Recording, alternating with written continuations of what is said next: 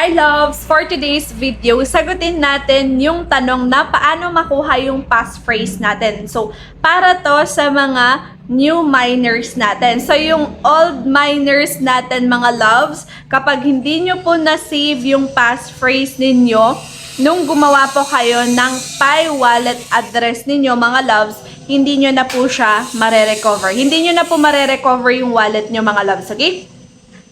Kasi kung hindi nyo, ayan, for example mga loves, no, turo ko mamaya paano kunin yung passphrase. Example muna to sa mga old na users, old miners. I-click natin yung wallet natin sa Pi browser. Makikita nyo dito na, enter your 24-word passphrase here. Tapos, paano yan? Pag hindi nyo na siya na-save, nakalimutan nyo na, saan nyo nilagay, or nawala nyo yung pinagsulatan ninyo, nawala na yung isang cellphone ninyo kung saan nyo sinave, then wala po tayong magagawa para ma-recover yung passphrase natin. Okay? Kasi may nagtatanong if pwede pa ba ma-recover yung passphrase natin. So, hindi na po natin ma-recover yun mga loves. Okay.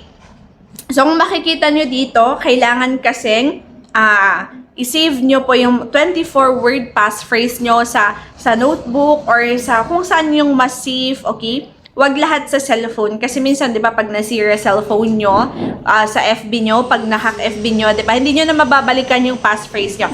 Sabi kasi dito, guys, sa Pi browser wallet, as a non-custodial wallet, your wallet passphrase is exclusively available sa'yo lang.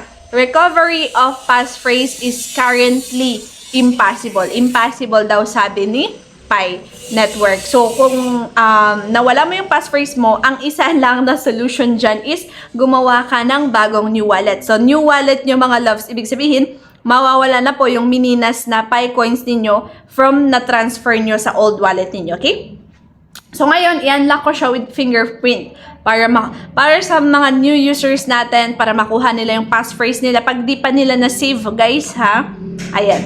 Or pag na-save nyo na, kailangan alam natin kung saan natin makukuha yung passphrase kung sakali, okay?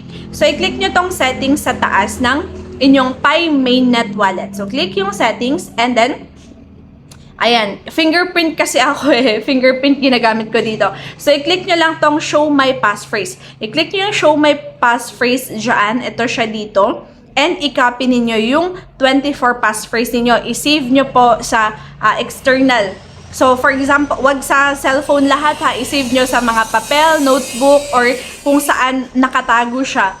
Kasi kapag hindi nyo po malagin yung Pi wallet nyo na ito yung passphrase, sayang po yung miniminas nyo na Pi coins, okay?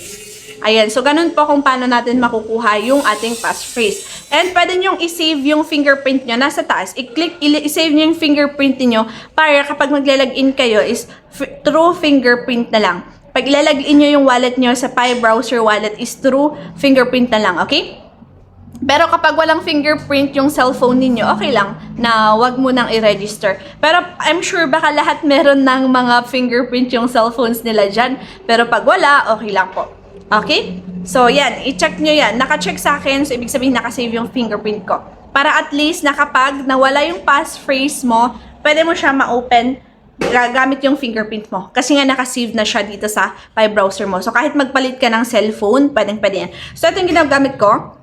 Bagong cellphone to. So, ginagamit ko pang video is bago din. So, hindi yan yung ginamit ko for my Pi browser. Pero, na-open ko siya kasi nakasave yung fingerprint ko dun sa isang cellphone ko na ginamit ko for my Pi browser dati. Okay? So, ganun. I hope nasagot yung tanong ninyo. Kung may questions pa kayo, mag-comment lang po kayo sa comment section at sasagutin natin yan. So, kung gusto nyo sumali sa GC natin, meron tayong GC, yung Telegram link natin, group link natin, nandyan sa description box. More tutorials sa description box, more tutorials sa aking YouTube channel about kay Pi. Okay? So, ayan, update tayo dito mga loves. Thank you for watching.